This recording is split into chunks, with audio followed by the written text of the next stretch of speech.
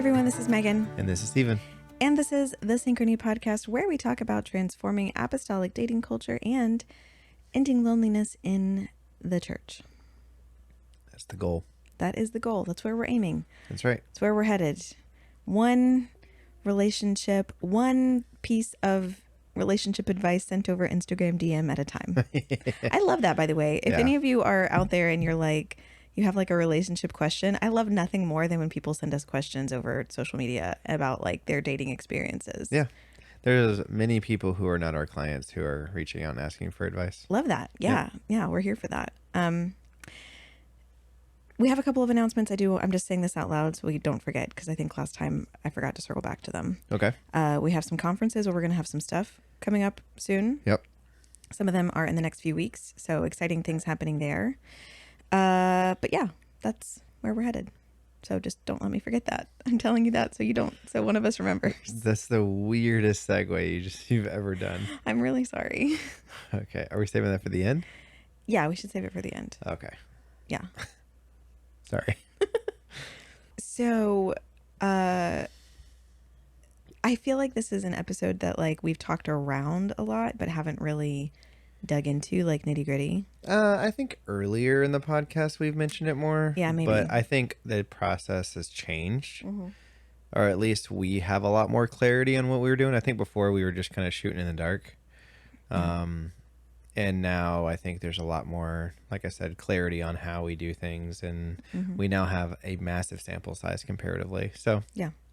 Yeah. Time to reprise the topic. And I think this might end up being a 2-episode topic. We'll see. Just because it's a lot to cover. Yeah. And it's late. And my battery's dying on my phone.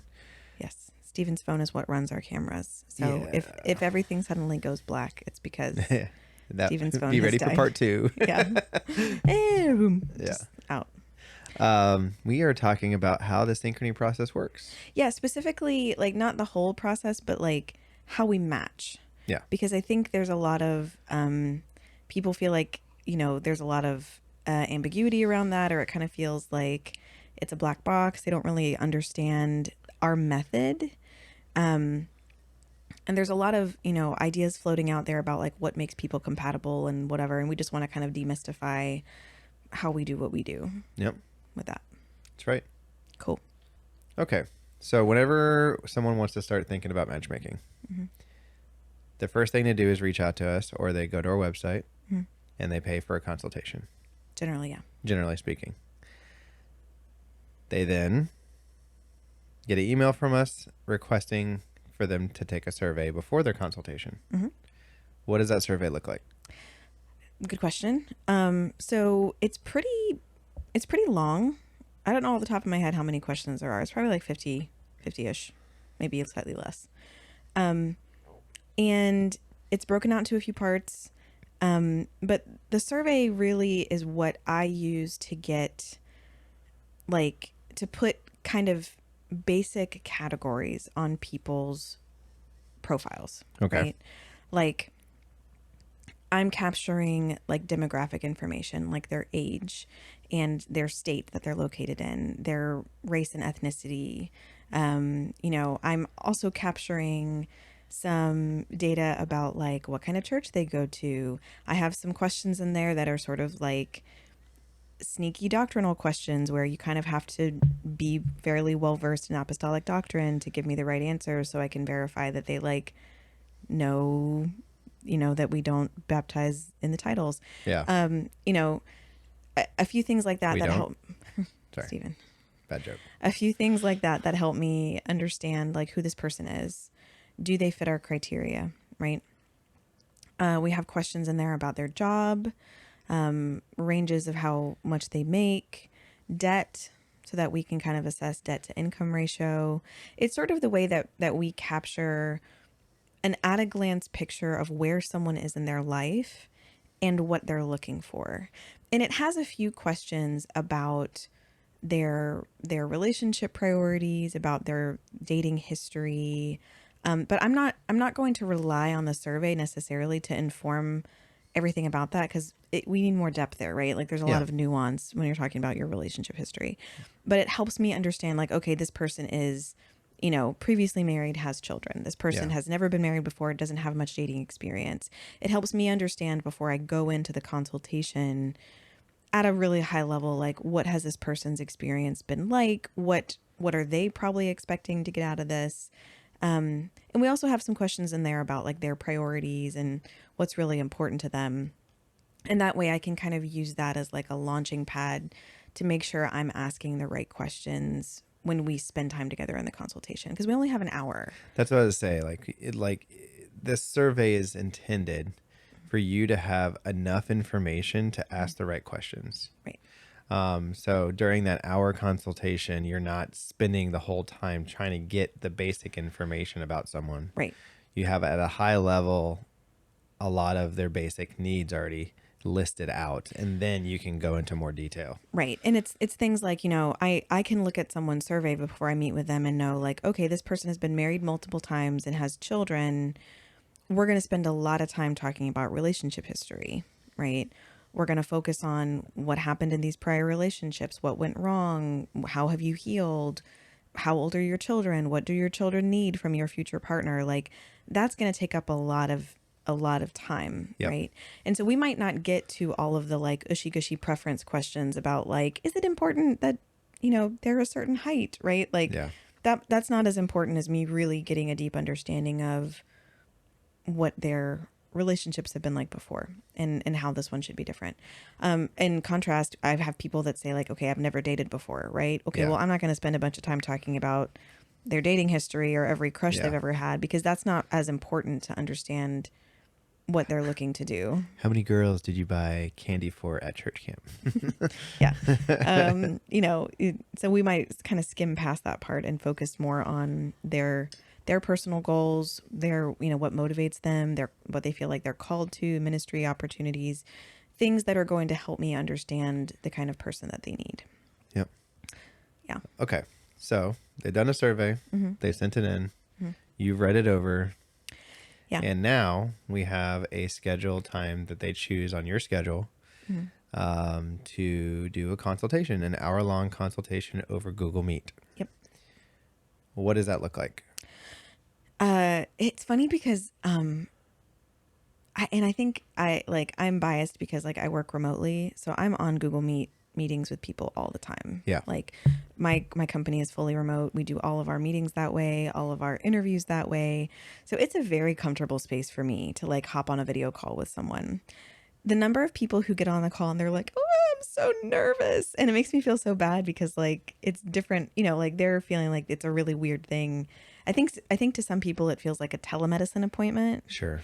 And that's not the vibe we try to give. So No. I try to make it really comfortable and fun. Yeah, for those who work in like an in-person job, like Zoom calls talking about important details of their life feels different. Yeah. Yeah. And the reason why, for context, the reason why we do video calls, this is important.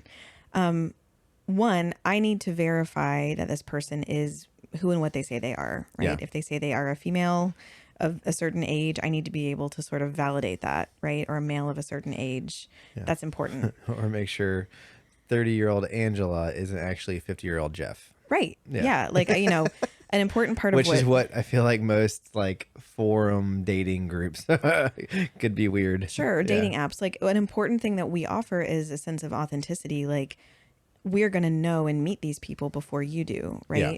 And I also want to be on the lookout for things that I can see that would help them in their dating process. Right. Yeah. Sometimes people have dating barriers that have to do with their body language or with where they position their camera or how they style themselves or sort of how they portray themselves on a camera. If I'm aware of those things going in, I can help make their date whenever I match them much easier and more comfortable and ultimately hopefully more successful. Yeah. So that's something we can also talk about too, is as a part of the consultation, a part of getting to know them in person, there's also the avenue of relationship coaching. Yeah, which, I mean, we don't have like a specific coaching offering, which hopefully we will at some Which right point. now, any of our clients can reach out and ask for advice. Anyone on Instagram can Well, yeah, come. that too. But we prioritize obviously our clients first. Sure. But it's one of those things is there are some people who just have not had legitimate opportunities to date. Yeah, 100%. Whether their circumstances are they're in an area where there's not someone of their similar age or someone that just is not go in the same direction as them. So as a result of that, they have questions that need to be answered. We're popping back in after a very brief intermission because one of our kids woke up. They're fighting like a cold or something, I think, beginning of the school year. Bug. Yeah. I hope I'm not getting it either because I've been sneezing like crazy. Yeah. It's been one of those weeks. Yep. Anyway, so what the survey allows me to do is capture a snapshot of the data so that I can ask more targeted questions in the consultation. Yep. And I want to talk for a minute about this whole process, which I consider to be like the data gathering part of the process. So I don't know if everyone who's listening to this is going to immediately have an understanding of what I mean when I say data. Yeah. Well, don't you just take all of this information and throw it in an algorithm? I do not. But like, I want to talk about what data is in this context, right? Because like some people hear data and they're only thinking about like data, like what gets leaked from a database of a credit card company, right? Or Sure. your personal data on Facebook and whatever, Yeah. right? Data is any collection of facts or pieces of information related to someone or something, right? Yep. The singular form is datum. No one says that, a datum. Jamie does. Stephen's former boss did. Yeah. He would correct you on it too. Only big fat nerds use the word datum. Anyway, so data in a social science context, which is where like what I was trained in, right? So like my professional training, if you want to call it that, was in like how to do research as an anthropologist or as like a sociologist. Yeah. Anthropologists in particular, they are people who study culture. They are researchers who study culture and ways of being.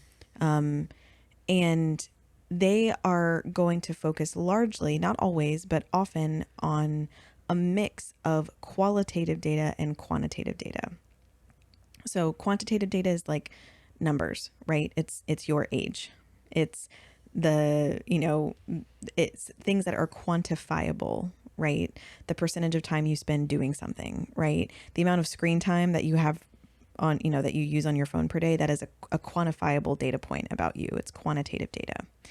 Qualitative data is data that you can't attach a number to cleanly, right?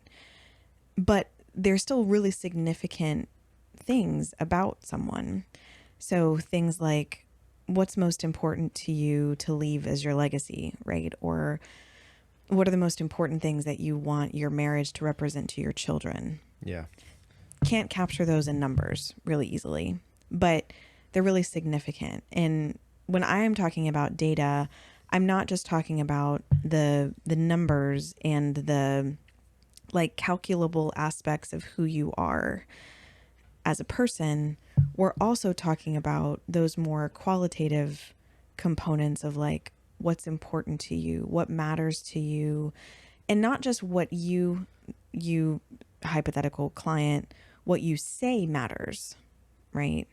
But how that shows up in what you do. Yeah.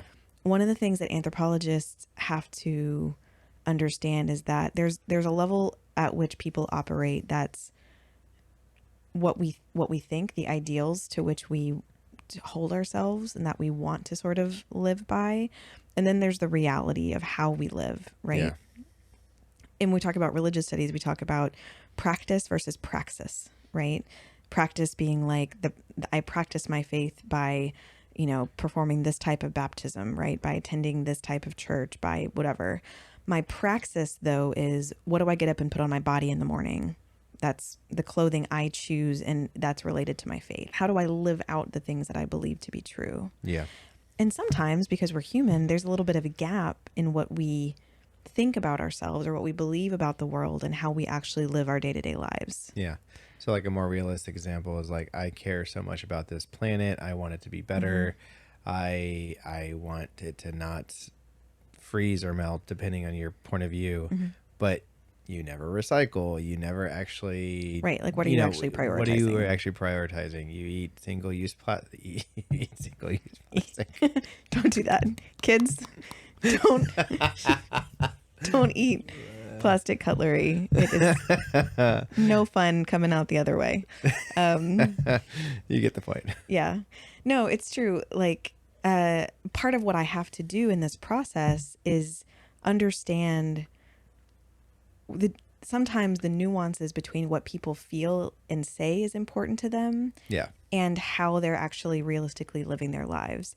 And that's not to say that people are being disingenuous or they're lying to me by saying like, oh, I think that missions work is so important. And then secretly they're like not at all involved in missions. That's not what I mean. Like, we don't have clients, I think, that are actively trying to make themselves seem more spiritual or more whatever No. than they are. If anything, we get a more authentic version of themselves. I think so. I mean, I think people generally come into this process, if they're approaching us for this, they're ready to be transparent, Yeah. right? But there are sometimes differences in what people say they want in a partner and what's important to them, Yep. right? So I'll have conversations about like, okay, talk to me about your past dating partners, and they're like, well, I went for these people, you know, let's say I'm talking to a woman in this scenario, right? And she's like, I went for people who were really kind of mysterious and they're sort of like the serious type, right, or whatever. But then we start talking about the ministry they want to do together, and it's like, I want to be in kids ministry together. I want someone who laughs easily, who's a bit of a jokester, who doesn't take himself super seriously. And as we start to dive into what they actually need, it might be very different from the type of person they've chosen Yep. in the past. So then I can ask the question, well, if this is what you need, then what drew you to these other people? Yeah. You know, what were the things about them that drew you, and were those things that represent an authentic need, or is it that you bought into a myth, right? Yeah. And we have to dig into that. So, Mr. Darcy. right. So when I'm talking about data, I'm not just talking about. I get the pop culture reference now. Are you proud of me? I'm so proud of you, babe. It's a literary reference. I didn't read it. I know, but you can pretend, and I won't tell. Nor will the 2 other people that are listening to this podcast right now. The 1.5 people listening. Yeah.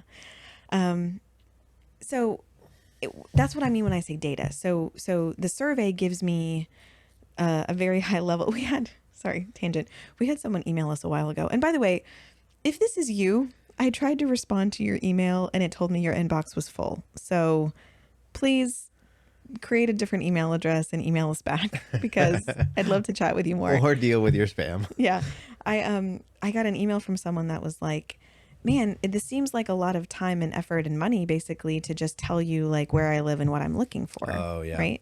And fair enough. Like, I can understand why it would seem that way, because when you go to fill out like a dating app profile, some of them are going to ask you more thorough questions about what your priorities are. But a lot of them are very, you know, you're seeking someone of what gender, what age group, Yep. you know, adjust your filters, and they're kind of taking it from that. Right. Yeah. So what we do is a little bit more in depth, right? I'm trying to capture. It's not a little bit more. It's very in depth. I'm trying to understand not just what you typically go for, not just who your type is, right? I'm trying to understand what you need in a partner in order to live the life that you feel called to live. Yep. So when we go into the consultation, I'm asking you questions like, what should your partner make you less like, right? And we phrase it more eloquently, but right, like it'll be like, what are things about you that should go away after a while as a result of being with the person that you're with? Yeah. Right? Can you give an example? Because So, I feel like to the person who is single, who is not really sure about marriage, hearing that says like, well, I want to marry someone that makes me less like something. You're like, yeah, that sounds. you do. Yeah. Because the reason is, so like, you know how people, this is a stupid example, but you know how people say like people, if like dogs and their owners start to resemble each other? It's 100% true. Right. So spouses do too. Like, if you see a little couple that's been together for like 80 years, they're usually 2 peas in a pod. And even if they are very opposite people in terms of personality, they have developed a similarity to each other and Yeah. how they interact with the world. And, in some ways it's like you get married and your home develops its own unique smell, right? Like you have the smell and the sensation that belongs to your family. Your spouse is going to uniquely blend with who you are, your personality traits and qualities, and they are going to enhance some aspects of who you are, and they're also going to diminish some aspects of who you are. And I don't mean that they're going to change you like a project, right? No. But by nature of being around you, parts of me have become less visible, Yeah. in a good way, Yeah. in ways that are important to me. And one of the reasons why I chose you, right? Like, it is easier for me to strike up conversations with strangers Yeah. as a result of being with you. My introversion has diminished. I'm still an introvert, but I can go into a crowd of people and strike up a conversation and feel some sense of like freedom that I don't think I had before we got married. Yeah. Because I see how you do that, and I see how unseriously you take yourself, and that's impacted me. It's benefited me. Yeah. And you've helped me see the value of not going out and socializing and wanting to be home. Sure. That's not a bad thing. I'm saying like I used to prioritize it so much that Mm-hmm. like it was exhausting. Right. Even though I got energy from it technically, Mm-hmm. it's still like it helped me like it was difficult for me to prioritize things that were personal because I was always prioritizing things for other people. Right. And so like it was a inward look for myself, which is good. So when I ask about this in a consultation, I'm saying I frame it as like, your spouse is going to polish you. Some things about you are going to become more visible and kind of be made to shine, and other things are going to sort of wear down. When you think about who you are, what are the things about yourself that your spouse should really highlight and bring out more? And what are the things that should fade or take a back seat, right? And we talk about it, and we get into the nitty gritty of like the things that they want their spouse to highlight and what they want to see. Because if someone tells me, gosh, I really want someone who brings out my sense of humor and who I feel like I can laugh around easily, well, I can't put them in a room with someone who doesn't have a great sense of humor. Yeah. Or someone who takes himself so seriously that he can't make jokes. Yeah. Right. So it's important to understand the end result of what this person wants their marriage to accomplish. Another question that we get at for that is, I ask them to imagine a scenario where they've met someone, they've dated, they've gotten engaged, they've gotten married, and they're 5 years in the future with this person. And their closest friend, the person who knows them best, their best friend, knows this person inside and out, backwards and forwards, right? Now is friends with their spouse too, their new spouse, loves them, is supportive of their relationship. And I say, imagine that your best friend one day is talking about you and your spouse to someone who doesn't know you guys. And they're just going off about how great you two are. What do you hope they would say about your relationship with your spouse? And what this tells me, because it's a little bit of mental gymnastics to put. Yeah, this is the point where a lot of people are like, I was not expecting this from this consultation. I get that a lot. I was like, wow, that's, we have a few questions where people are like, man, like we're getting deep. And I'm like, yeah, like, don't worry, we haven't lost a patient yet. But like, yeah. We're not going to stay surface level. And the reason why I ask that question is because I want to understand what I'm really asking about is legacy. Yeah. Because when you think about your best friend, the person who knows you and understands you best, the things that you hope they see in your relationship are the things that you hope your relationship is doing in the world, right? People say things like, I want them to say that my marriage is a walking testimony of God's provision. I want them to say that we're approachable. I want them to say that anyone could feel comfortable around us. What this person says, and it's easier to put those words in the mouth of a friend than it is to put them in your own, right? Because saying it about yourself sounds somewhat selfish, right? Mm-hmm. But if it's your friend explaining it about you, makes it feel more relatable and not so gloaty. Yeah. But I can totally see the impact of that. But also it helps you see what vision or common value that the spouses should probably have. And the questions relate to each other. There's another question we ask earlier on where I usually say, like, talk to me about a married couple that you've spent a lot of time around, and they don't have to have a perfect marriage, but it's a marriage that you see as really healthy and admirable. What do you admire about it? the most important things that they hope for their own marriage will show up in that question, and also in that question about what their friend should say about them. Yeah. And I can tell at that point, like, okay, this value is really important to them. Like, it's really important that their marriage accomplishes this. And I need to make sure I find someone for them who can do that with them, you know?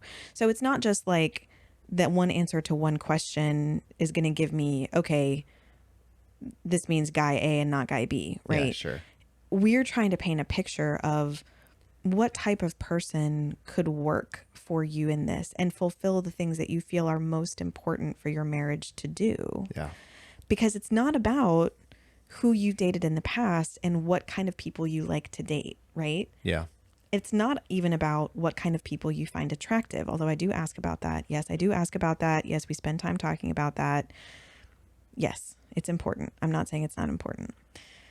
But these things are more important, right? I need to know before I get to who do you think is cute and who are you going to enjoy looking at? I need to know, is there someone I can put you in a room with who can build the life that you feel called to build with you? Yeah. So anyway, we're gathering this data. And when I say I'm gathering it, what I mean is like mechanically I'm writing it down in a notes document. Yeah. A lot of people want to know if we're using AI for any of this. I've been getting that question more and more. Makes sense. Yeah, and I think that's a perfectly valid question because I am not anti-AI. Yeah. I think it's a great technology. I mean, you use it for work. I do use it for work. I will only use AI right now to summarize data. So for a huge data set. So I'll take, like, for example, I've taken all the surveys that I've gathered from people and I've cleared out all their personal information. So I've cleaned the data, meaning I've gotten rid of all of their unique identifiers, right? And I've given them placeholder identifiers, like numbers, right? So nobody's name is associated with any of this data. And I've taken that into the AI to ask to find trends, right? To look at, like, you know, the percentage of our people in certain age ranges and locations and that kind of a thing. And that's mainly for research, though. That's not for matchmaking. It's not for matchmaking. It's helpful for me to understand who, you know, how I can serve people better. Yeah. So you use AI for research and maybe even like some assistance in content creation. Yeah. For like, I do sometimes use AI to help build those bio sheets. Yeah. Which, if you haven't heard us talk about this is like the one page sort of like info sheet that we exchange between matches. Yeah. And I have again, I'll take out the personal information, but I'll give it some of the high points of my notes and say, make a bio based on a template I've built out in it. And it'll spit something back out that I then take and rewrite, kind of. Yeah. Because I don't usually, even if I tweak it, I don't usually love the first attempt, but it saves me from writing 3 drafts before. Yeah. So it just is a time saver. But I don't use AI to do things like capture notes for me during the interviews. Like Google Meet has a great like transcription AI. I don't see any problem with that necessarily, unless someone, you know, would ask me not to do it. I'd have to get permission, but I just don't find it as effective. Well, I mean, that's quantity dump. Like, it's like, I feel like if you have verbatim word for word of the whole entire consultation, right, that's not highlighting the information you need. That's the thing. I like to physically take the notes, one, because it helps me make sure I'm asking the right questions and I'm focused, but it also is just useful for me to be able, because sometimes I'm writing notes in there too, like, you know, I'll notice a pattern of something someone said. Like, at one point I was working with someone who had been in a handful of serious relationships, and as I was writing some descriptions down of the people she was talking about, I was like, oh, I said, all 3 of these people have this thing in common. Did you recognize that? And she's like, oh, I guess so. Yeah. And like, is that important to you that we maintain? Or is that just what you've been attracted to in the past? Yeah. So like, it's helpful for me to be able to like interact with that as I'm doing it and note the patterns. So I'm writing things down in a notes document. So at the end of the data gathering process, effectively, I have their survey, and then I have their notes, you know, and stored in Google Drive. That's pretty locked down, so it's secure. But those are the 2 main places where I am going to draw from to understand the type of person that is going to be good for this this, client. All right. What do you think people are curious about related to all that? I think people are curious of why we're not using some sort of algorithm or AI for assistance in matchmaking. Yeah. Okay. So I'm going to differentiate between those two things Yeah. really quickly. Pardon me while I become a nerd again. Um, push up my invisible glasses. Okay. So when we say algorithm, we're basically talking about a predictive model, right? And an algorithm is, if you're a computer science person or a data analytics person, I'm going to butcher this definition. I apologize in advance. Don't come at me. I'm trying. Okay. So an algorithm is going to basically synthesize large bodies of data and look for patterns. And based on the patterns of that data, make some assumptions or some predictions, right, about how future individuals or future scenarios will perform. Yeah. Right. So a very simple example is that I'm pretty sure this is true. Someone can fact check me on this. So when you are watching like your weather channel and it's like, oh, there's like a 60% chance of rain today, right? That's based on the weather on that day of the year for the past 10 years. So, if someone's keeping records of the amount of precipitation in a given location on that particular day, and they're looking back and saying, okay, in the past 10 years, it rained this frequently. This is how likely it is to rain. Well, and taking predictive models into consideration of what is what's happening right now. actionable data that they have at their fingertips. Sure, but my understanding is that it's sometimes those like basic like rain percentage chances are basically just like the 10-year stats. Like there's other things they could be pulling into it, but my understanding is that a lot of like weather apps are not. They're just using like what happened in the last, which I think is hilarious. Yeah. But what that's doing is saying, okay, we're making a prediction of what's going to happen based on these data points that we have from prior scenarios, right? Now, predictive analytics gets way more complicated than that, right? 100%. The reason why you get ads that are targeted at you is because there are algorithms that understand, oh, your phone, like if you and Nick are around each other, right? Your phones are shown in proximity to each other. And your phone knows that you just searched for X, Y, and Z disc for disc golf on Amazon.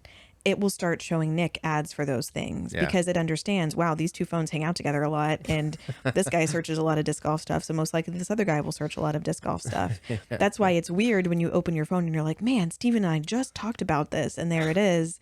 It's not necessarily because the government is listening to you. Take off your tinfoil hat unless you feel like you can't. But it is because the algorithm is saying we can predict, we as if it's a mind, but the algorithm is predicting the likelihood that you will be interested in those same things is very high given your age, your demographics, and your proximity to other people who like those things, right?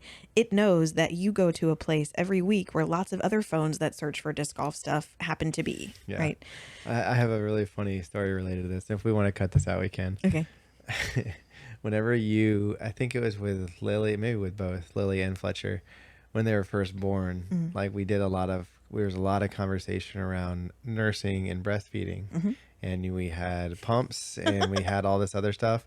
For like 6 months after our kids were born, I was like getting all of these ads about nursing bras, like the weirdest nursing bra ads, and I'm like, what in the world? The funniest part was when you started sending me recommendations. Oh yeah, I was like, hey babe, this is pretty cool, like you should try this out, because I remember you complaining about like the current ones you had or whatever. But it's like I was like, this is so annoying. But it's like I never once looked up a nursing bra. No, but it took the information, go, oh, they're having a baby. Because you have to understand, and I'm not trying to be conspiracy theory here, like we are putting data out into the world all the time. Our search histories, what we store on our phones, what we are around, where we go, our location, all of those things are feeding into algorithms that are predicting how we will behave as humans. Yeah. And they're often pretty good at predicting human behavior. Years ago, this was a long time ago, there was a lawsuit about a dad sued like Target or something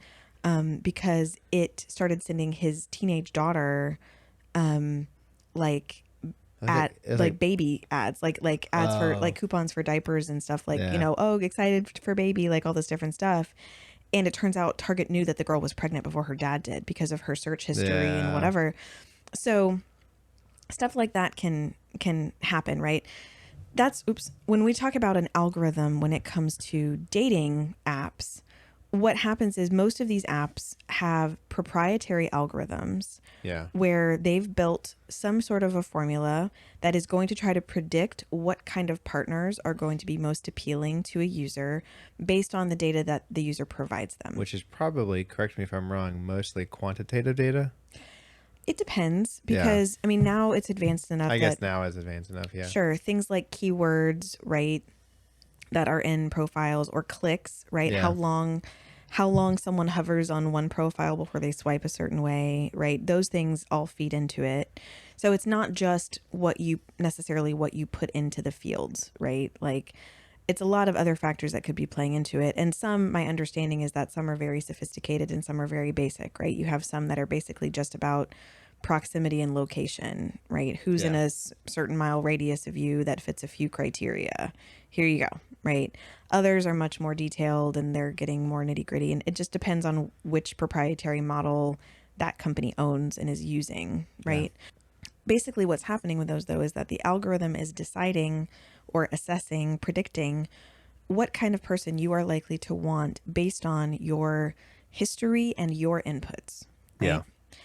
This is where that nuance about like practice and praxis and the difference between belief and behavior shows up, because what we believe about ourselves and what we want and what we put into our filters on dating apps is not always an authentic representation of the kind of person that is best positioned to do life with us, Yeah. right?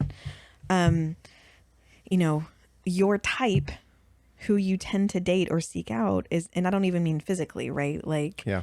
if you tend to, go for like high powered finance bros, right? Or you're aiming for like trad wives or whatever. I'm just using these terrible labels for people. That might not, like, that might be your type, but that might not be the person that you're actually best positioned to be with, right? Yeah. Because spoiler, unless you're making a ton of money, trad wife probably ain't for you, right? Yeah. But so What about like trad husbands? trad husbands would be 40 years older than me. And yeah, ideally landed gentry. Yeah. No, but anyway, so like I don't think there's anything wrong with using algorithms for dating, Yeah. right? Like, I don't think it's immoral, but what it is going to give you is just based on what you give to it, Yeah. right? And what you get back in terms of matches and results is going to be limited by your own perception of what's most important, right? We step in when we do matchmaking as kind of a third party to go like, okay, here's everything you told me that's important to you. Sounds great. Here's also some other things that are showing up as patterns in what you're describing that seem important to you. Is that true? Right? Yeah. We're also able to deal with nuance and gray area in a way that these algorithms are not. Yeah. So if you say, I need to date if you're using an algorithm and you're like, I need to date someone between this age and this age, it will show you nobody outside of those ages. Yeah. If you filter it down to a specific age group, it's not going to show you someone 5 years outside of that, Yeah. right? Me, on the other hand, I'll tell you, like, look, I know you said that 40 was your upper limit. If I find a 43-year-old who is perfect for everything. Yeah, if all the other areas are T's crossed and I's dotted, but it's a couple years out of your range, or Right. maybe there's a couple nuanced things that you said were like not hard yeses or hard no's, then why not suggest it? Right.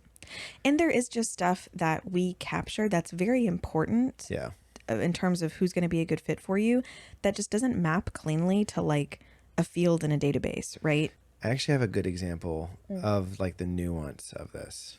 So for instance, if you are on a dating app, let's say for some reason they ask, are you willing to be a stepmom? Sure. Right. I don't know if that's even a question that they would ask on there, but it's one of those things is like in our line of work that we have to ask that, like, are you willing to be a stepmom or are you willing to be a step parent? Sure. And if you say no, or if you say yes, like you said, it won't go outside of those parameters. But I feel like if you are the person who has the children and you are trying to find someone who is willing to step parent, just because you're willing doesn't mean you're going to be a good step parent, Yeah. or vice versa. Like it's one of those things.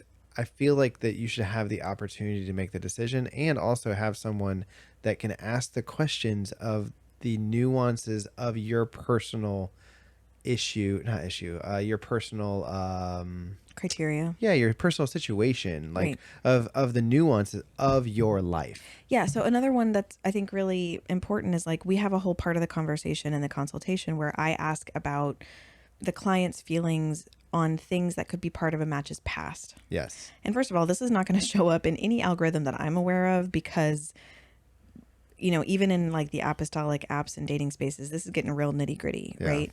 So I ask about how comfortable are you dating someone who's been divorced? Is it important to you if they have been divorced that their divorce falls under biblical Yes. criteria, right? Which we do ask these questions. Right. And I mean, that's not going to go into a dating app anywhere, right? No. Like, yes, it is okay if they've been divorced as long as there was adultery on the part of their former partner. Like, there's Yeah. no checkbox you can check in match.com to get that, right? Yeah. I'm going to ask things like, how do you feel about someone who's had a history of substance abuse? Yeah. How long is it important to you that they've been clean before you would consider a relationship with them? Are you willing to consider someone who was formerly incarcerated? Right. And all of these questions a lot of times have very gray answers, as Yeah. they should, right? People are usually like, well, generally speaking, I'm uncomfortable with that. Here's a few scenarios in which I might be more open to it, right? Yeah. And even then, I take all that data, I'm nuancing it as much as I can. I will still have opportunities where I'll say, hey, I have a person who's great for you. I think that they want the same things you want. I think you're going to find them to be the right personality type. I think you're going to find them attractive. They have some parts of their past that you expressed hesitation about. I'm still bringing them to you anyway. Yeah. And for y'all that are listening, that are like, golly, what kind of people are you matching with having to ask these questions? We're asking real people, like real questions about their past. And like, if you're an apostolic, you understand that obviously Jesus wants everyone to be, you know, to go to heaven and have salvation. So it's one of those things is like, we're talking to real people. Yeah. But I mean, it's not even like, it's not even because like, man, they lived such a hard life and they had to go through and like it, and their redemption arc is just so impressive. Like sometimes people have just had difficult chapters of life, you know, like we have an incredible client who became a single dad at a very young age because he found the truth after being a part of like regular worldly drug and party culture, from which he was in a relationship that resulted in children. Yeah. And he was in a scenario where, despite the fact that he had completely changed his life when he came into the truth, he was a parent, and that was going to overshadow his dating experience for the rest of his life. Yep. The person he matched with expressed some openness, but also some hesitation to the idea of step parenting. Yeah. Also some hesitation about long distance. They're engaged. They're getting married. And that's a relationship that would have never happened if a computer was evaluating how serious they were about those preferences. I think that's a big distinguishing factor between us and the algorithm is that we are individualized.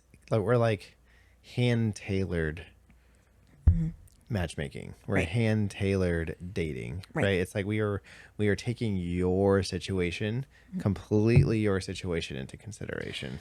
Yeah. And now, so I want to go back to the difference between an algorithm and AI, right? A predictive model can work off of a relatively small body of data. And obviously the more data you give it, the better, right? The more years you look at how frequently it rained, the more accurate you are to be able to say, well, this is how it's likely to perform now, right? Yeah. The more data points you have, the more accurate your prediction is. AI, as we're talking about it now, generally, like artificial intelligence has existed for years, right? Predictive analytics is a form of artificial intelligence. What we're talking about now with ChatGPT and Grok and Gemini and whatever, these are large language models. And the reason why they're called large language models is they are using a tremendous amount of data drawn from text-based sources and now not just text-based, they're able to draw from non-text sources by translating them into text-based sources that they're pulling into their data sets. They are these models are computing massive amounts of data to assess patterns, which is why they are eerily good at replicating human behavior, because they're able to distill from millions and millions and millions and millions and millions of data points what is likely to happen. I saw, speaking of the millions and millions and millions, when ChatGPT first came out, I saw this piece of information that I thought was interesting. They said that at the time, it was within a couple months of it coming out, there was 125 million individuals accessing ChatGPT on pretty much any given basis of a day. Sure. Which, saying that much information going into it and it learning more about us and going back out, that's been what now, 2 years ago? Like, Sure. I mean, it has access to everything that's on the yeah, web. So like yeah. the more, Well, it's between what's on the web and what people are asking it, it's right. learning from it all. So when I say, like, people ask, like, are you using AI to do matching? I don't have enough data Yeah. for AI to make good predictions. And I mean, we've worked with several hundred apostolics at this point. Yeah. I have a lot of notes, but even then, that's not enough data. It's not millions and millions of data points about how people choose apostolic relationships. Yeah. And at the end of the day, like, again, we want quality over quantity. And I think that even if AI was an option, your situation, your specific requirements for a relationship could not be answered by artificial intelligence. Another thing that's really important here too is, like, so there's an element of human interaction that I can get from talking to someone over a call. And I'm not here to toot my own horn or make myself sound like a psychic or whatever, but like in my day job, what I do is a lot of understanding, strengths and weaknesses when it comes to people's work, right? I work in a field where it's important for people to exercise a lot of soft skills, a lot of cognitive empathy.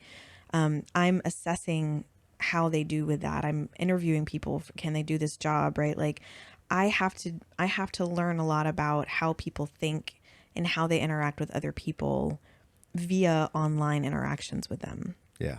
And I've been doing this for 8 years. So like I've got a pretty good amount of soak time in that space, right? And this came after my graduate degree and learning all these like social sciencey type skills.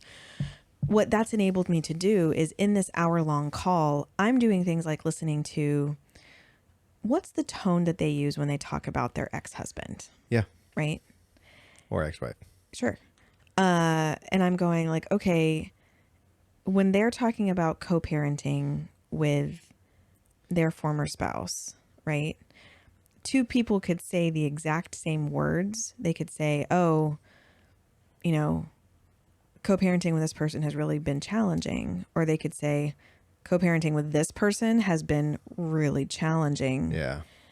And those two nuances are going to tell me different things about how healed this person is. Right? Yeah. Is it a scar or is it still an open wound? Right. Or is this, am I going to match them with someone who's walking into a firefight with their ex? Right. Yeah. And so it leads me to more questions that I can ask. So those are just nuances that, as of yet, I don't think computers can quite access. And maybe there's a future where they can, but I'm not confident enough in their ability to do that. I don't understand the technology enough to feel like I would trust it to make good choices on behalf of our people. Yeah. Especially because I want our people to be dating in a way that is uniquely apostolic. Yeah. And I don't know that the AI is going to know enough about, because again, the AI only has access to what the internet has access to, right? Because our church as a movement has not cultivated a uniquely apostolic dating culture. I don't know that there's enough online yet to really perpetuate what it should be. It could make guesses, Yeah. right? And it can make some interesting nuances too. But basically, like, there's not enough out there for it to accurately speak back to what we need yet. Yeah. So this is a very, next time we talk about this, because I think, I think we're we're probably going to need to put a pin in this and circle Yeah. back to it. We'll call this first half like the data gathering half. And then next time we can talk about the actual process of matching, like how we use that data to match people Yeah. and put them together. Because I think people are curious about that part. But the takeaway here is that we still use a very human and very manual approach to this, because I don't think there is a technological approach yet that really does enough to understand what people need. Yeah. So yeah, that's how it kind of works. Anything else that we haven't talked about with like the survey or the consultation part that you think people would be really curious to know more about? So, well, this, and maybe we can bleed this into the next episode. Why our prices are our prices in terms of like, because I think some people, like for instance, that person that emailed us says, why do you charge your amount just to find out that I'm single and whatever? Right. Yeah. Like,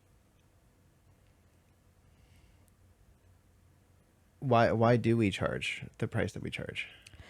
Yeah. I mean, okay. So right now, as of whenever this is released, we charge $275 for the survey and the consultation portion of what we do. And that also covers someone's first month of involvement in the matching process.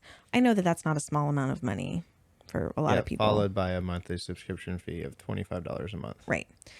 The reason for that is because what I'm talking about of like really understanding that survey and then spending an hour with that person, really digging into what they're doing. And then what we'll talk about next time, which is like the time it takes for me to sit down and match them, because that is a manual process. We have some like tools that help me organize that for myself, but I'm hand selecting matches. Yeah, you're going back through observing notes. You're going back and going through individuals and seeing the compatibility of people. Right. And so what that kind of tells me is like, look, you know, I'm going to invest hours into each person. Yeah. Right. I think initially when we talked about this earlier, when our podcast was very new, we said something along the lines of it takes you about, just to get someone to their first date, somewhere between 3 to 4 hours of your time. Usually, yeah, depending on how much communication there is out, you know, prior to. Between emailing, between matching, between survey, between consultation, between everything else. Right. 3 to 4 hours per person just to get them to their first scheduling, date. Evaluating, writing their bio. It's probably around 4 hours right now with all of that. That's being helped a little bit by like, you know, we have some like a great administrative assistant who's been helping us a little bit and finding ways to kind of plug in. But yeah, like 4 hours of time, which, you know, hold on, let me do some math for a second. That breaks down to like around $68 an hour, right? Yeah. The average plumber in the US, and this is an average of everything from like journeyman plumber to like expert emergency plumbing, the average between all that, which can range from like $40 an hour to $400 an hour for really big, scary emergency jobs, is $90 an hour, right? Yeah. For a plumber who's going to come do very important work in your house, snake your drains, whatever. I'm finding you a spouse that, you know, that you're going to be hopefully married to for the rest of your life. That's the hope. So I don't want to like compare. That's the first date though. That's true. That's the time. So that's the thing. It's right. It goes like you're gonna more than likely go on more than one date. I certainly hope. Well, I hope so, and I don't hope so. I hope that on the first try we knock it out of the park. That's always really fun, and you ride off into the sunset and get married. But if that doesn't happen, then we're gonna spend time. We're gonna spend even more time. You know, I've had people that have gone on multiple dates, and then we meet for sort of a follow-up check-in to be like, hey, what am I not hitting here? Like, what do we need to focus in on more? What's the pattern that we're seeing in the people that you've met? Where are we off, right? Yeah, which as of right now, we don't charge for those follow-up check-ins just because you're one of our clients. Right. And we want you to have a great experience, and we want to make sure we're getting closer, right? Hey, if you're having to meet multiple matches in order to find someone, then every single one of them should be moving us closer. But we're getting more and more qualitative data. Yeah. And every time someone makes a decision about a match, it tells me more about what they are looking for, right? Even if that match doesn't progress to like the next stage, it lets me know, oh, this stuff, not this stuff, is important to them. Yeah. Right. Because sometimes what people tell me in the consultation, and what they say that's important to them in the consultation and their survey, I can deliver that person to them on a silver platter. And then it turns out that what that person looks like is actually way more important to them than those other things. Yeah. And that's okay. It's Yeah. just, we don't know that until the opportunity is there for someone to make that call. Yep. Right. So anyway, all that to be said, that's why the pricing is the way it is right now. Right. We've been told that we underprice. I get it. I'm trying to make it accessible. Like Which right now we're trying to get this to as many people as possible. Right. So, we're new and it's going to take a while for this to be something that people really get behind. And I get that too. So that's why, like, the data gathering portion of this and the data analysis portion of this is very manual and very time intensive. And it's an insane amount of fun for me. I mean, it's deeply satisfying. I get to meet, I'm so honored again, like we get to meet people and hear their stories. It's not just that I'm gathering data. Like I have wept on these calls with people, hearing about the challenges they've gone through, the desires they have, the passion God has given them. We've prayed on these calls with people, like the loneliness they're struggling with. Right. We've had it. The thing that honors me the most, I think, is when I get to be in the room with someone who has been struggling with their self-worth because they have never had an opportunity to build a great relationship. And I can look at them and tell them like, hey, it is not your fault. You are not doing anything wrong. You are not asking for the moon. Your expectations are not out there. I can give them my honest assessment and say, hey, this isn't you, right? Yeah. Like there's nothing wrong with you. Yeah. And I've had that conversation over 100 times now. Yeah. And the relief I see in people's faces sometimes of just like, oh, thank God. Like I was worried that it was because I was broken or it was because I had this or whatever. No. That's not a big deal. Yeah. Right. Can I say something that's a little on the contrary? Sure. There are also people that have come in who were wanting a relationship that were still so wounded from their past relationship that you've had because of how vulnerable they have to be with us.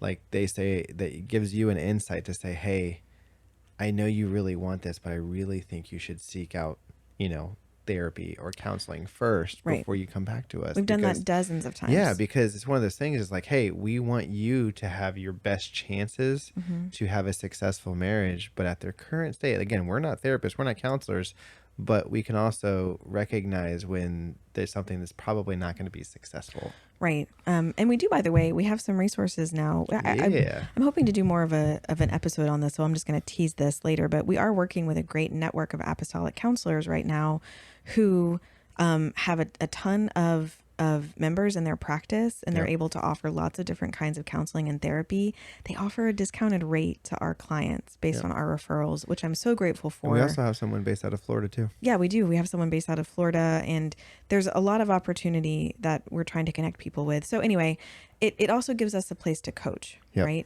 Sometimes the things that are holding people back in their dating are things that they can make small tweaks to. That's right. Sometimes there are things that are beyond them. They're bigger systemic issues that they're encountering that we can help find workarounds for. Yeah. But either way, we're able to step in and say, hey, based on everything we know, all the data we've gathered about who's out there and who's looking and what they're looking for, here are your options and your odds. Yep. And that's can be really helpful to people who have, the other option is to scroll through profiles on an app and try to make connections and not really understand why they're not finding someone. Yeah. So, okay, I could go on about this nerdy stuff for forever, but we should probably stop. Yeah, we should. Mainly because our dog has to go to the bathroom. Yeah, I can hear her crying outside. Yeah. Announcements, really quick. I have to pull up my announcements. Whoa. Woo. So our first announcement is that the New England Singles Conference 2025 is coming up on August 28th through the 30th. We will not be physically in attendance at this event, but if you go there, you can get a free sync pen. They're going to be handing those out. We're shipping those off this week, Lord willing, and the creek don't rise. So those will get there before the event, and you should be able to grab one. It's going to be an amazing event. It's happening in Providence, Rhode Island. There is no registration cost, so it's free to register. There are charges for like meals and social activities and stuff that they have going on, but they have a Facebook page you can go check out. New England Singles Conference. Brother Loami Diaz is the speaker. It's going to be incredible. We've heard amazing things about this conference. I hope that we actually get to attend in person in the coming years. Yeah, I know. Can't wait. Once we do this full time, babe, we're going to all of them. Yeah, all the conferences. All of them. Our kids will have been to so many singles conferences by the time they are grown. Yeah. And I'm here for it. The next event is one that we will physically be at. So this is the Cultivate Conference, which is going to be in Pasadena, Texas. Woo woo. Coming up on September 12th through the 13th. It's hosted by Apostolic Temple, an amazing congregation. We're really excited about this. This is a hyphen or young adult aged conference. So this is for unmarried young adults that are kind of in those like early phases of, charting their career, charting their journey. We're going to be there speaking about relationship building. So not exclusively about dating, but, connecting with people, building relationships, how to sort of do some of this like data gathering and authentic connection on your own. So I'm really excited about that. It's going to be really fun. So there is a registration page for that. We'll drop the link in the description for both of those, the Facebook page for the New England Singles Conference and also the registration link for the Cultivate Conference in the description, so you can go check it out. Again, the Cultivate Conference is going to be in Pasadena, Texas, September 12th through the 13th. That's right. Also, Singles at Sea. Singles at Sea. We're getting down to the wire, folks. So now is the time to get on and register. I talked to Chelsea, our cruise coordinator, a couple weeks ago. She's had a lot going on in her life, but she's been so gracious to keep up with everyone. Thank you to everyone who has reached out to her. She's asked that I just give people her phone number at this point because she's like, I'm more responsive with text messages, which I can relate to as a millennial. But so please take some time and go look at that. It's going to be really fun. We're super excited to see everyone in person. It's not going to be like a preachy cruise. We're not doing a bunch of church services. We're going to get together and have like good apostolic fun. We're going to laugh a lot. We're going to play games. We're going to be silly. It's not going to be stuffy and serious. A little serious. We're going to talk, but we're not going to spend hours or days in seminars. No. You're not going to be on a cruise boat being expected to be in a conference room with your eyes bleeding. Yeah, not at all. We will not be showing a lot of graphs. Maybe I'll sneak in one graph. But that's right. Anyway, it's going to be a great At least time. the Mentimeter. Yeah. So it's going to be for a few days in February. So when you are ready to escape the cold, you could come down and go to the Bahamas with us for a few days. That's right. The information to contact Chelsea is also in the description. That's right. Anything else we have to announce? I don't think so. Okay. Hey. I love you. I love you. Thank you for celebrating my nerddom. Oh, I wouldn't have it any other way. Listening to me talk about data models and stuff like that. Oh yeah, it's one of the things that I'm attracted to. I'm so glad. One of the many. Thank you. Which, by the way, if any of you are actual data nerds out there and know more about data analysis when it comes to LLMs and stuff, drop stuff in the comments. I'm curious about it. It's not my field of expertise. So feel free. If someone is a meteorologist out there and we completely botched the whole weather prediction, please let us know. I hope it's more complicated than that. Yeah. I found that to be so funny. It feels like that in Florida. I feel like it's that simple in Florida though. In Florida, it's just I feel like they're never correct. Yeah. I mean, but you can also, at the same time for Florida, you can say any percentage chance of rain and it's probably going to rain at some point. So anyway. Every meteorologist out there is they're so undervaluing our job. No, you guys are doing great work. We appreciate you. Yeah. Okay. Let's go try to get ready for our kids to go to school tomorrow. Yeah, that's right. Bye, everyone. Have a good night.